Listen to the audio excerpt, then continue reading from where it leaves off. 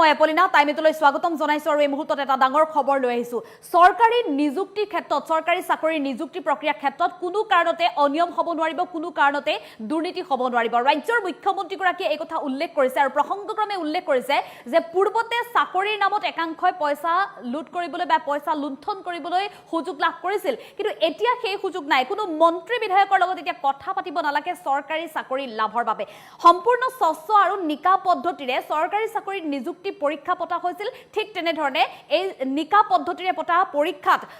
প্ৰকৃততে যোগ্যজনেহে লাভ কৰিবলৈ সক্ষম হ'ব সৰকাৰি চাকৰি মুখ্যমন্ত্ৰীৰ ডাঙৰ মন্তব্য স্বচ্ছ নিযুক্তি প্ৰক্ৰিয়াক লৈ মুখ্যমন্ত্ৰীৰ ডাঙৰ মন্তব্য সৰকাৰি চাকৰিৰ কাৰণত কোনো কাৰণতে মন্ত্ৰী বিধায়কক সাক্ষাৎ কৰিব নালাগে কতো এটকাও দিব নালাগে সৰকাৰি চাকৰি নিযুক্তিৰ সময়ত যাতে কোনেও এটকাও নলয় তাৰ বাবে মুখ্যমন্ত্ৰী গৰাকীয়ে পুনৰ নিৰ্দেশ দিছে সৰকাৰি চাকৰিৰ বাবে কোনো মন্ত্ৰী বিধায়কক লগ কৰাৰ প্ৰয়োজন নাই যিসকলে নিযুক্তি পৰীক্ষাত অৱতীৰ্ণ হৈছিল তেওঁলোককো পৰামৰ্শ আগবঢ়াইছে মুখ্যমন্ত্ৰী গৰাকীয়ে যিকোনো চাকৰি পাইছে তেওঁলোকে যোগ্যতাৰ ভিত্তিত পাইছে যিসকলে যি চাকৰি পাইছে তেওঁলোকে নিজৰ যোগ্যতাৰ ভিত্তিত পাইছে চৰকাৰৰ কোনো মন্ত্ৰী বিধায়কৰ মানুহ আত্মীয়ত নাই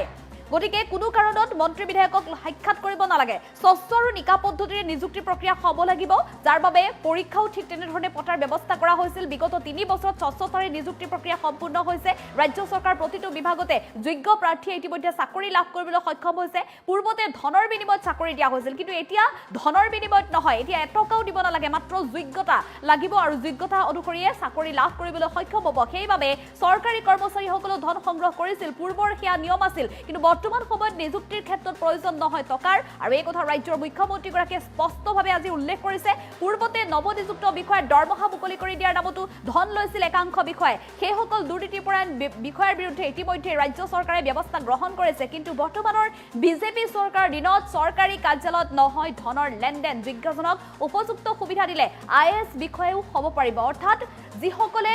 যোগ্যতাৰে চাকৰি লাভ কৰিব তেওঁলোকৰ বাবে ৰাজ্য চৰকাৰ মুখ্যমন্ত্ৰী গৰাকীয়ে ইতিমধ্যে উল্লেখ কৰিছে যে কোনো কাৰণত চাকৰি বিচাৰি চাকৰি নিযুক্তিৰ ক্ষেত্ৰত কোনো কাৰণত মন্ত্ৰী বিধায়কক তেওঁলোকে এটকাও দিব নালাগে যিসকলে নিযুক্তি পৰীক্ষাত যিসকল অৱতীৰ্ণ হৈছে তেওঁলোকৰ প্ৰতিটো তথ্য বা তেওঁলোকৰ পৰীক্ষা বহি সম্পূৰ্ণৰূপে এক বিশেষ কমিটিয়ে যিহেতু পৰীক্ষা কৰিছে গতিকে সকলো তথ্য পৰীক্ষাৰ পিছতে তেওঁলোকে লাভ কৰিবলৈ সক্ষম হ'ব চৰকাৰৰ যিকোনো বিভাগৰ চাকৰি গতিকে যোগ্যতা অৰ্হতাৰ ভিত্তিত শিক্ষাগত অৰ্হতাৰ ভিত্তিত আৰু যোগ্যতাৰ ভিত্তিত সকলোৱে লাভ কৰিব চাকৰি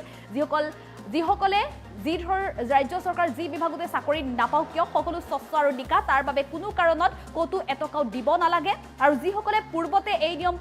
পালন কৰিছিল তেওঁলোকৰ বিৰুদ্ধে যেটো ইতিমধ্যে ৰাজ্য চৰকাৰে ব্যৱস্থা গ্ৰহণ কৰিছে গতিকে এতিয়া আৰু এনে ধৰণৰ কোনো দুৰ্নীতিপৰায়ণ বিষয়া কৰ্মচাৰী নোলায় পূৰ্বতে সেয়া ধনৰ বিনিময়ত চাকৰি দিয়া হৈছিল এতিয়া ধনৰ বিনিময়ত চাকৰি দিয়া নহয় সম্পূৰ্ণ যোগ্যতাৰ ভিত্তিত এবাৰ চাকৰি লাভ কৰিব আৰু এই সন্দৰ্ভত মুখ্যমন্ত্ৰী ডক্টৰ হিমন্ত বিশ্ব শৰ্মাৰ মন্তব্য আছে আমি মন্তব্য আগবঢ়াবলৈ চেষ্টা কৰিম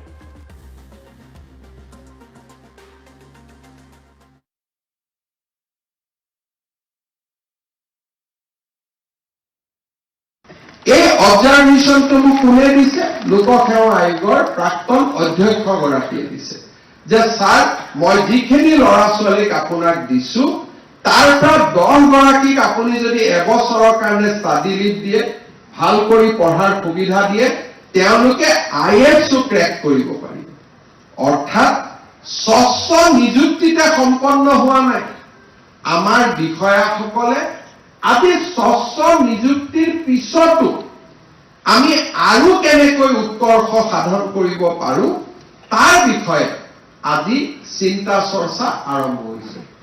যোৱা 3.5 বছৰত আমি যুৱক যুৱতীসকলৰ মাজত স্বচ্ছ নিযুক্তিৰ এটা স্পষ্ট ধাৰণা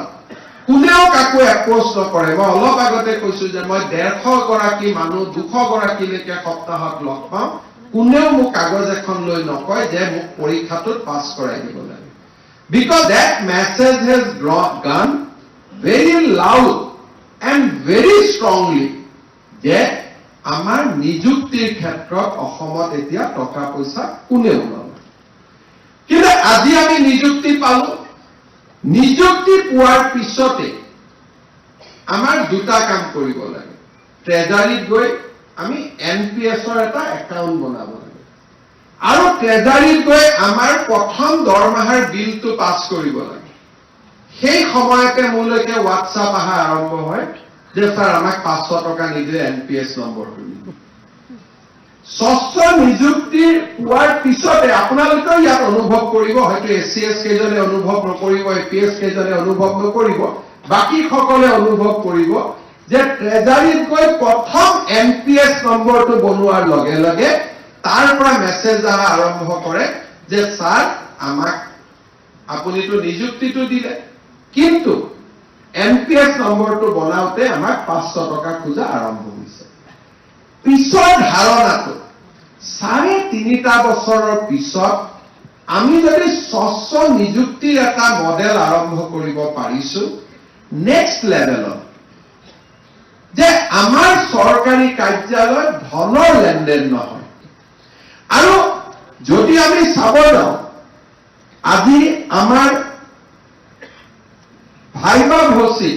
711 গৰাকী ছাত্ৰ ছাত্ৰী উত্তীৰ্ণ হৈছে 235 গৰাকী চূড়ান্ত হৈছে এই চূড়ান্ত হোৱা প্ৰাৰ্থীসকলৰ মাজতে আমি যদি কৰবাই কোনোবাত এটা বা দুটা নম্বৰৰ যদি আমি বদলাই দিলোহেঁতেন অকল মাত্ৰ ভাইবা ভচি ইয়াৰ মাজত 50 জন নাথাকিলেহেঁতেন বেলেগ 50 জন ইয়াত আহি বহি থাকিলেহেঁতেন কিন্তু আজি যি 50 জনে নাই পোৱা 711 ভিতৰত 235 গৰাকীয়ে পাইছে বাকি 500 জনে পোৱা নাই কিন্তু 500 জনৰ এজনেও ফেসবুক সামাজিক মাধ্যম কোৰ্টত যোৱা নাই যে কৰবাত আমাক বঞ্চিত কৰা হৈছে they have accepted যে ইয়াতকৈ আমি পোৱা নাই কিন্তু যিসকলে পাইছে স্বচ্ছতাৰ ভিত্তিত পাইছে এই হলটোত এজনো মুখ্যমন্ত্ৰীৰ আত্মীয় নাই এজনো কোনো মন্ত্ৰীৰ আত্মীয় নাই এজনো কোনো বিধায়কৰ আত্মীয় নাই আৰু কোনেও টকা পইচা দিব পৰা সামৰ্থ্যৱান পৰিয়ালৰ পৰা ইয়াত এজনো অহা নাই অন্ততঃ এসিএছৰ ৰিজাল্ট দিয়াৰ পিছত সামাজিক মাধ্যম বা টেলিভিছন দূৰদৰ্শনত যিখিনি আলাপ আলোচনা হৈছে তাৰ পৰা এইখিনি কথা আমি ধাৰণা কৰিব